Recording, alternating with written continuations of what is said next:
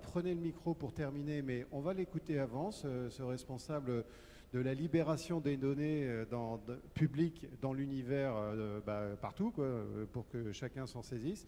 Henri Verdier, vous êtes depuis janvier, je crois, vous préférez le pupitre, comme vous le sentez.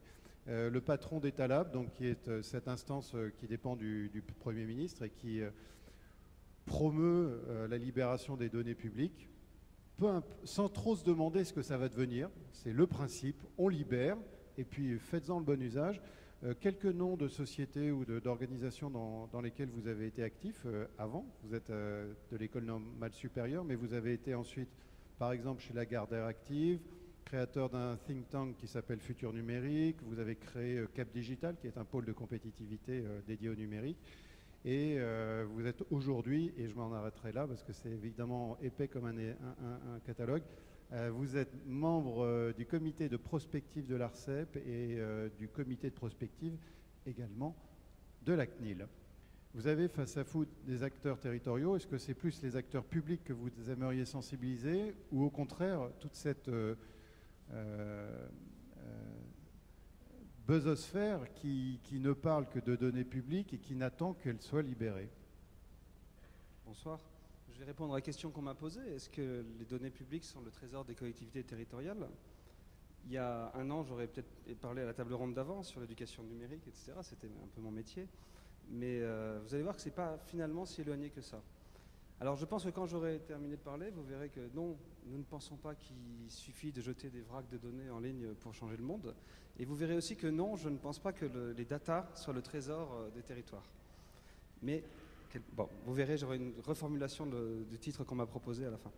Alors brièvement, pour mettre les choses au clair, les données publiques, il y a un droit très construit en droit français. L'État, et peut-être un jour les collectivités locales, se doit en droit français de partager, de rendre aux citoyens les informations publiques, c'est-à-dire les informations qui sont produites par les administrations dans le cadre de leur mission de service public et qui sont non personnelles, non nominatives, non stratégiques. Donc il y a de très amples sécurités, pas couvertes par le droit d'auteur, etc. Mais ce savoir qu'a constitué l'administration sur la pollution des nappes phréatiques, sur la pollution de l'air, sur le nombre de gens qui empruntent un train, sur les horaires d'ouverture des services publics, sur la prévalence d'une maladie, il appartient à la nation. Depuis la nuit du 26 août 1789, où nos pères fondateurs à nous ont écrit « La société est en droit de demander compte à tout agent public de son administration ». Voilà. Ensuite, on a la loi CADA en 78, on a une directive européenne, il y a un cadre de plus en plus sophistiqué, mais ce principe, il est assez clair. Et par ailleurs, ça prend une actualité importante, c'est vrai, et je vous ai mis... Alors d'abord, c'est un exemple de ce qu'on peut faire avec les données. Google a numérisé, comme vous le savez sans doute, 5 millions d'ouvrages, qui représentent à peu près 4% des livres du monde. Et ils ont mis les 1000 milliards de mots ainsi numérisés dans un modèle qu'on peut tous aller interroger sur Internet, le Ngram. Et donc on s'est amusé pour préparer cette conférence à chercher la prévalence des mots transparence, accountability, en français c'est la reddition, c'est le fait que l'administration rende des comptes. Et puis empowerment, en français on dirait capacitation, donc le fait de donner du pouvoir et du pouvoir d'agir aux citoyens en leur donnant de la ressource. La prévalence de ces trois mots dans la littérature anglo-saxonne depuis 1950. Et vous voyez que c'est récent et que c'est très contemporain à Internet. Et notamment le dernier, empowerment, voilà, ça part dans les années 90. Et donc il y a une vraie demande, je n'insiste pas là-dessus, mais c'est pas qu'une mode, ou c'est pas une toquade, ou c'est pas une lubie. Ce que j'aimerais faire aujourd'hui avec vous dans un temps réduit, c'est casser l'image d'Épinal. C'est-à-dire, si je vous disais l'open data, Obama trouve ça très important, on pense que ça va stimuler l'économie, créer des startups et ça fait plaisir aux citoyens parce que c'est de la transparence, vous diriez oui, on savait déjà. Ça, c'est l'image d'Épinal. Moi, je voudrais aller un tout petit peu plus loin et pour commencer, réfléchir à ceci. Nous sommes ici dans un lieu magnifique qui pourrait avoir 4 stratégies d'ouverture de données. D'abord, il pourrait publier ses horaires et ses tarifs. Et ça ne s'appellerait pas de l'ouverture des données, ça s'appellerait de l'information des utilisateurs. Ensuite, il pourrait publier en ligne son budget et ses statistiques de fréquentation. Et ça serait de la transparence. Et ça ne serait pas encore de l'open data. Ensuite, il pourrait dire je mets en ligne les données brutes de fréquentation et de paiement et on verra combien il y a de visites scolaires, combien il y a de gens qui sont venus pour des colloques, combien il y a de vrais visiteurs, de seniors, de cartes de réduction. Et là, on entre dans l'open data, c'est-à-dire que les citoyens peuvent s'amuser ou ne pas s'amuser, ont la liberté de tordre cette information dans tous les sens, de se demander si les seniors viennent plutôt l'été, si on n'a pas expulsé des scolaires pour faire venir le printemps du numérique, etc., etc. Et puis il y a ce qui serait vraiment important, je crois, enfin c'est une sorte d'acmé. Il pourrait aussi dire, je mets toutes ces informations en ligne et je construis des espaces de coopération avec les habitants de Compiègne pour réfléchir ensemble à est-ce que les horaires, sont les mieux choisis, est-ce qu'on aurait pu mieux travailler les scolaires, est-ce qu'il y a des expositions qui ont été déceptives, est-ce qu'on aurait pu se prononcer à l'avance sur les expositions. Et là on entrerait dans ce qui termine l'open data, c'est l'open government, c'est-à-dire construire des pratiques de pouvoir et des pratiques d'autorité avec des points précis de concertation, de coopération, de coproduction. Et ce que je voulais dire, et c'est pour ça que je vais récuser tout à l'heure la métaphore du trésor ou du nouveau pétrole que seraient les données ou que sais-je, les données en fait il vaut mieux les penser comme un média. Et utilisé par la puissance publique, c'est un média qui permet de faire des choses avec les citoyens, de permettre aux citoyens de faire des choses et de prendre appui sur ce que font les citoyens pour prolonger et amplifier l'action de la puissance publique. Donc en tout cas c'est dans cet esprit-là que nous travaillons. Et là, je vais juste vous terminer en vous donnant quelques exemples de registres d'action publique qui sont passés par l'open data. Et vous verrez que dans tous mes exemples, vous pourrez me dire qu'ils ont été choisis, il s'est passé la même chose. Après l'effort de partage d'un certain nombre de données, qui est parfois coûteux, qui est parfois compliqué, ce n'est pas une ouverture passive, un certain nombre d'activistes, de citoyens, de forces économiques, de start-up, de toutes sortes de gens ont inventé du service, ont inventé des usages, ont porté de l'innovation qui a prolongé et amplifié l'action publique. Alors quand on donne des données, d'abord, on entre dans d'autres logiques d'information. Quand les Anglais ont publié dans des formats ouverts et réutilisables leur budget, l'association Open Knowledge Foundation a travaillé des data visualisations splendides pour que tout citoyen britannique puisse comprendre où va l'argent du budget de l'État dans le moindre détail. On n'arrive pas très bien à lire. Est-ce que vous voulez juste nous lire ce qu'il y a en dessous de deux ou trois icônes ? En gros, il y a deux choses d'ailleurs. Vous pouvez voir que la culture, voilà, que si je paye sur un total de 600 millions de livres, il y a ceci qui part sur la culture, ceci qui part sur l'éducation, etc., etc. Le modèle de data visualisation que vous pouvez aller voir en ligne, il va plus loin parce qu'ensuite vous pouvez vous amuser à mettre votre revenu à vous et à voir combien de livres vous avez payé vous pour le système éducatif. Et ça, c'est très parlant. Quand on se dit, tiens, j'ai donné 10 livres pour l'éducation, on se rend compte que c'est pas beaucoup. Ça peut éclairer et informer les choix individuels. Ça, c'est une start-up française, Vox, qui a pris dans un vrai travail de présentation détaillée et méticuleuse et neutre, un outil pour que chacun puisse consulter les programmes des candidats à la présidentielle et chacun pouvait arbitrer sur les sujets qui l'intéressaient le plus pour avoir une réponse en fonction de ses préoccupations. À la même époque, dans cette campagne 2012, OVNI avait fait un site de fact-checking, de vérification de faits. Donc c'était un travail, quand vous donnez la donnée brute, les gens peuvent prendre le temps, et ils le font, on le voit là, d'aller vérifier le texte qui a été cité, le chiffre qui a été cité, est-ce que c'était le seul chiffre qui circulait, etc. etc. Et je crois qu'on a tous intérêt, les politiques le savent bien, à rationaliser un peu le débat en injectant dans le débat public des informations nombreuses, amples, variées, et qui permettent aux gens de les triturer un peu pour se faire leur opinion et pour partager cette opinion. Un des aspects les plus passionnants de l'open data, c'est que ça permet aux citoyens de construire des points de vue qui ne sont pas forcément ceux du pouvoir, qui sont des points de vue auxquels on n'aurait pas forcément pensé. Là, j'ai pris un cas différent, ça ce sont des géographes, mais eux, ils ont voulu visualiser la carte de France en fonction des revenus des habitants. Donc ça, vous avez la France des riches, si je puis dire. Et tout de suite, ça donne à penser. Et dès que vous avez donné la donnée brute, vous autorisez les gens à construire des petites visualisations comme ça et à penser par toutes sortes de chemins de traverse qui n'étaient pas forcément ceux de l'autorité. Ensuite, ça donne aux gens le goût d'explorer. On n'est pas loin de l'éducation. Quand Etalab a mis en ligne, grâce à la sécurité routière, la carte de tous les accidents corporels de la circulation, extrêmement détaillée, au rond-point près, etc., on a vu que des dizaines d'associations qui défendent une rue piétonne, d'associations qui protègent les automobilistes, ou les cyclistes, ou les motards, ont commencé dans leur discussion avec leur municipalité à venir avec les données sous le bras. Et donc on leur a laissé un pouvoir de discussion d'égal à égal, de rationalisation, dont moi je pense qu'il fait du bien dans la société française. Oui. Pour certains sujets extrêmement compliqués, comme la ville intelligente, la ville connectée, etc., là, on peut vraiment penser que les citoyens eux-mêmes vont nous apporter des lectures, des calculs auxquels on n'aurait pas pensé. Le tout premier hackathon qu'avait lancé la ville de Paris, un hackathon, c'est je donne des données, je réunis toutes sortes de codeurs et je leur laisse 24 heures pour inventer tout ce qu'ils veulent, et on regarde à la fin qui a inventé quoi. C'était un tout petit outil pour qualifier les différents arrondissements de la ville, enfin même les différents quartiers, en fonction de mes propres préoccupations à moi. Si j'ai des enfants en bas âge, j'ai envie qu'il y ait des crèches avec des places libres en crèche. Si je travaille au nord de Paris, je préfère habiter sur un moyen de transport.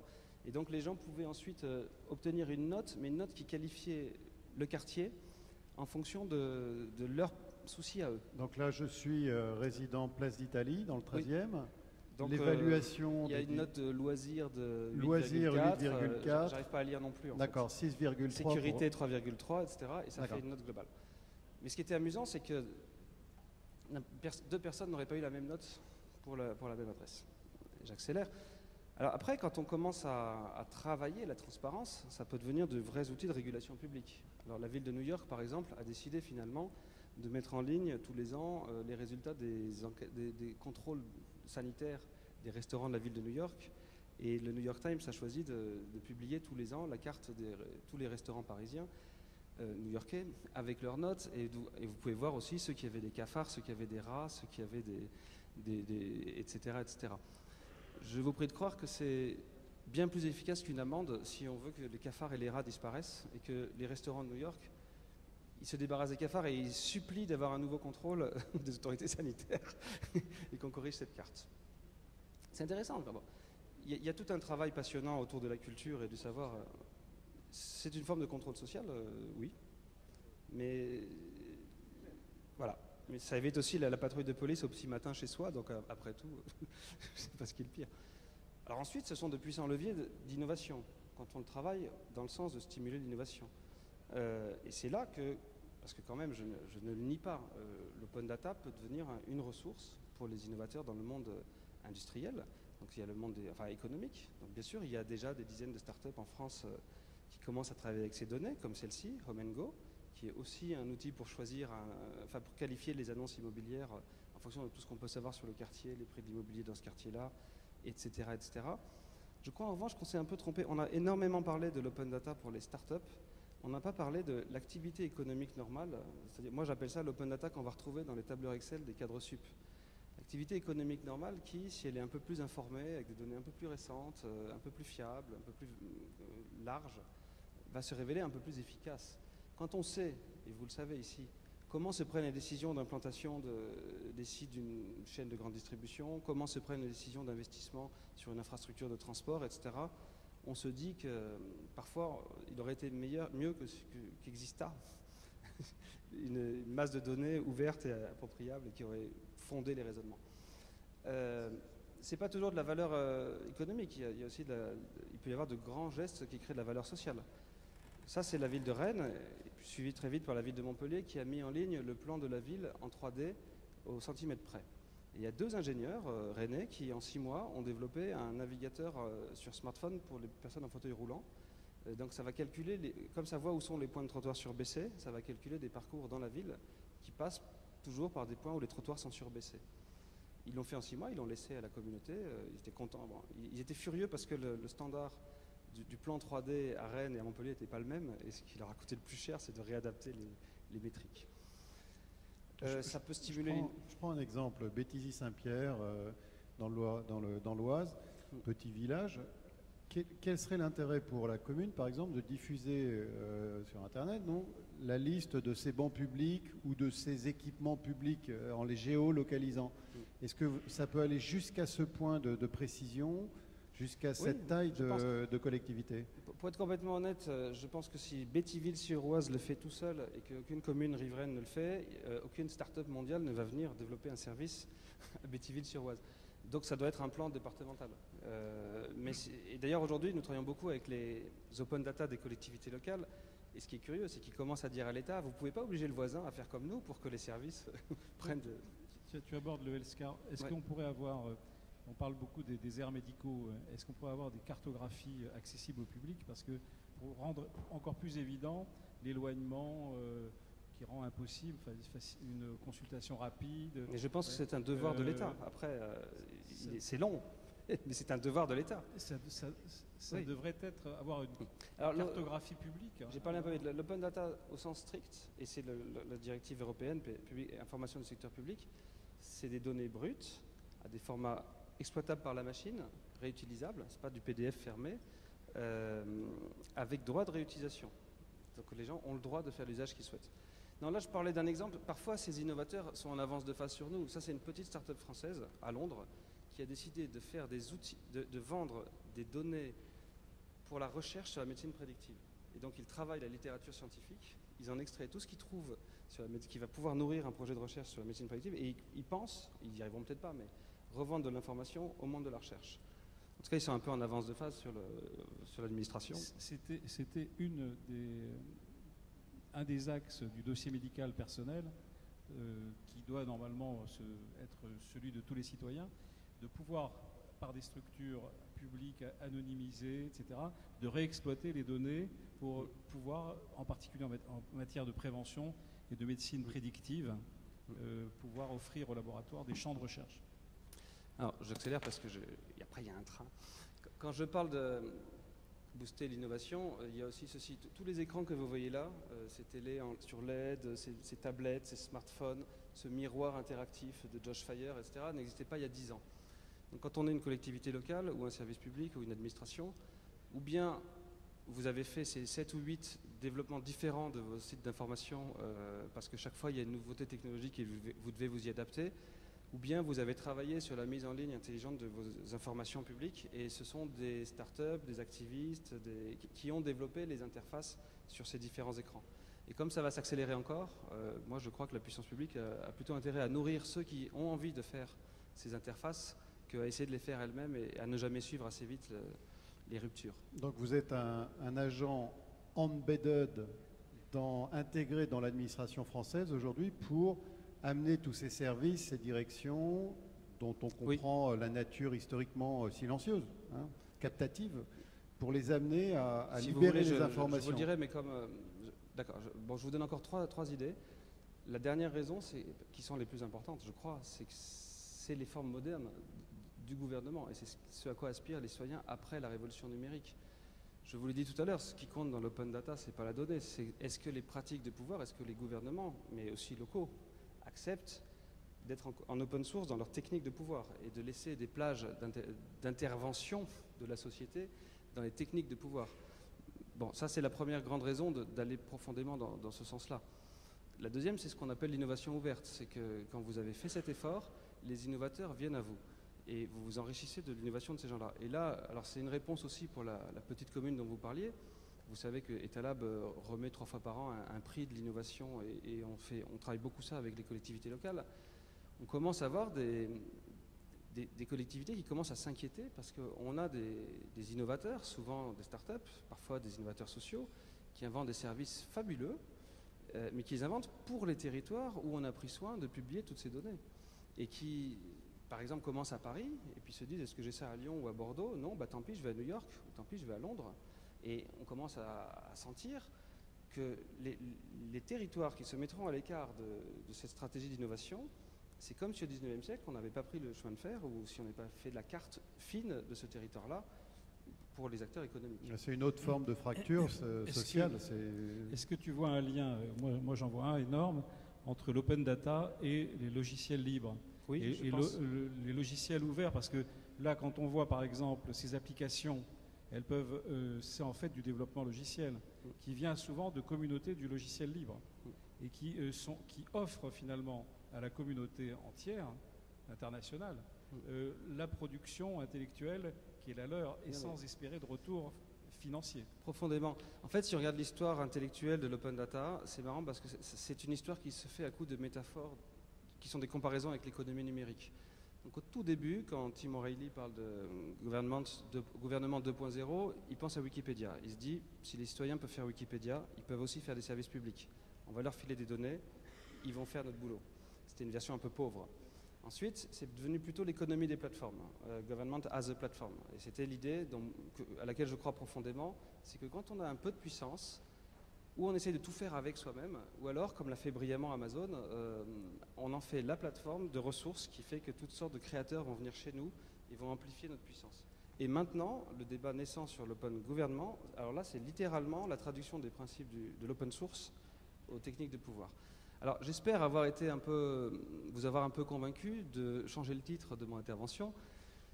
Je n'aime pas trop, et je pense qu'elle a des limites, la métaphore de la donnée qui serait un filon de pétrole ou un filon aurifère et qui serait un trésor caché dans les territoires. En plus, c'est une métaphore qui pousse les gens à fermer la donnée et à attendre de trouver un moyen de la vendre à quelqu'un. Je pense que ça peut être le puissant révélateur des trésors qu'il y a dans le territoire, de son patrimoine architectural, des gens, etc. Henri a redécouvert le laboureur de La Fontaine. Un trésor est caché dedans. C'était le laboureur, le trésor. Et je vous propose d'accompagner Henri Verdier vers son train.